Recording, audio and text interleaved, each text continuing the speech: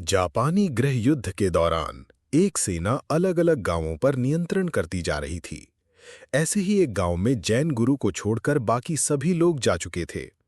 ये देखकर सेनापति के मन में जिज्ञासा हुई कि ये व्यक्ति कौन है और क्यों रुका है। वो गुरु को देखने मंदिर में गया।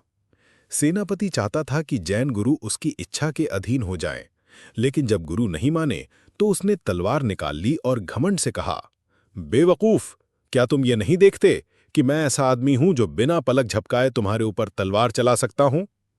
गुरु ने शांति से उत्तर दिया, और क्या तुम ये नहीं देखते कि मैं ऐसा आदमी हूं जो बिना पलक झपकाए उस तलवार के वार को सह सकता हूं?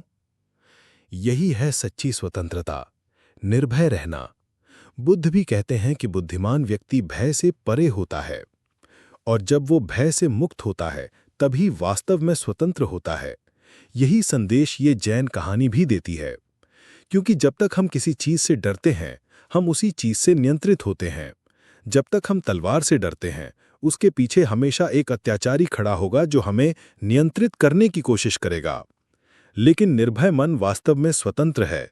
उसे ना कोई नियंत्रित कर सकता है, ना वो किसी चीज का गुलाम होता है।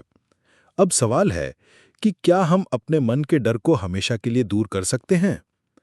इसी प्रश्न को समझाने के लिए एक भिक्षु और उसके शिष्य के बीच संवाद होता है। भिक्षु ने कहा, डर एक मिश्रण है। ये हमें अंधा बना देता है और नियंत्रित करता है। यदि तुम जंगल में जाओ और ये सोचो कि वहां भालू है, तो तुम हर चीज को उसी डर की नजर से देखोगे। हर अंधेरे कोने में, हर झाड़ की सरसराहट में, हर टहनी के टूटने की आवाज में तुम्हें भालू का आभास होगा। डर मन को जकड़ लेता है, उसे विकृत कर देता है, और यही कारण है कि डर हमें वास्तविकता से अंधा बना देता है। शिष्य ने कहा, लेकिन डर तो हमारी रक्षा भी करता है। अगर मुझे लगे कि जंगल में भालू है, तो मैं सावधान रहूंगा। ये मुझे सुरक्षित रखेगा। भिक्षु ने समझाया कि ये एक मिथक है। डर तुम्हारी रक्षा नहीं करता, समझदारी करती है। अगर जंगल में भालू है तो उस खतरे से निपटना तुम्हारी समझ है, डर नहीं। असल में डर तो तुम्हें सीखने और समझने से रोक देता है। शिष्य ने जिज्ञासा से पूछा, ये हमारी समझ को बढ़ने से कैसे रोकता है? भिक्षु ने कहा, क्योंकि डर हमारे ध्यान को केवल उसी छवि पर केंद्रित कर देता है जो भय पैदा करती है।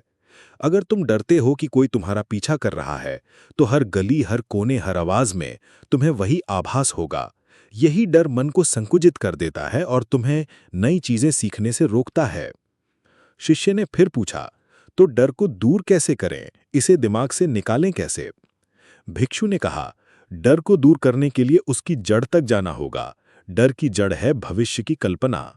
जब हम कल्पना करते हैं कि कुछ खो जाएगा, कोई हमला करेगा या हमें चोट पहुंचेगी, तभी भय उत्पन्न होता है। और ये सारे विचार हमारी इच्छाओं से पैदा होते हैं। जब हम दर्द से बचना चाहते हैं तो मन संभावित खतरों की अनगिनत कल्पनाएं करने लगता है, और इसी से भय जन्म लेता है। शिष्य बोला, लेकिन दर्द से खुद को बचाने की इच्छा तो उचित लगती है। भिक्षु ने उत्तर दिया, सोचो, क्या वास्तव में तुम खुद को हर दर्द से बचा सकते हो? कल कोई बवंडर आकर तुम्हारे घर को नष्ट कर सकता है। सड़क पर कोई गाड़ी तुम्हें टक्कर मार सकती है। कोई बीमारी अचानक आ सकती है। इन सब पर तुम्हारा नियंत्रण नहीं है। दर्द से बचाव हमारे हाथ में नहीं है, वो तो नियति के हाथ में है। शिष्य ने कहा, तो क्या मुझे सब कुछ नियति पर छोड़ देना चाहिए? क्या आंखों पर पट्टी बांधकर सड़क पार करनी चाहिए? भिक्षु मुस्कुराया और बोला, नहीं, कर्म तुम्हारे हाथ में है, लेकिन परिणाम नियति तय करती है। तुम सतर्क रह सकते हो, सावधान रह सकते हो, लेकिन अंतिम निर्णय उसी का होगा। फिर भिक्षु ने समझाया, नियति एक व्यापारी की तरह है। हम उससे सौदा करते हैं। अगर हम उसके नियमों को समझ लें तो जीवन में मिलने वाला दर्द कम कर सकते हैं। लेकिन भय को पूरी तरह खत्म करने के लिए दो बातें सच माननी होंगी। जो भी दर्द नियति देती है वो आवश्यक है, वो हमें कुछ सिखाने के लिए आता है। और हर दर्द सहने योग्य है। नियति हमें वही दर्द देती है जिसे हम झेल सकते हैं। जब ये दो सत्याएं समझ आ जाएं, तो मन से भय समाप्त हो जाता है। और जब भय खत्म हो जाता है, तभी हम वास्तव में स्वतंत्र होते हैं। बुद्ध ने भी कहा है, बुद्धिमान व्यक्ति भय से परे होता है और परिणाम स्वरूप वो वास्तव में स्वतंत्र होता है। तो निष्कर्ष ये है कि डर हमारे मन को सीखने से रोकता है। डर की जड़ हमारी इच्छाओं और भविष्य की कल्पनाओं में है। लेकिन अगर हम समझ लें कि नियति का दिया हुआ हर दर्द आवश्यक और सहने योग्य है, तो भय मिट जाता है। और जब भय मिट जाता है, तभी हम तलवार या किसी भी अत्याचारी के नियंत्रण से परे जाकर सच्ची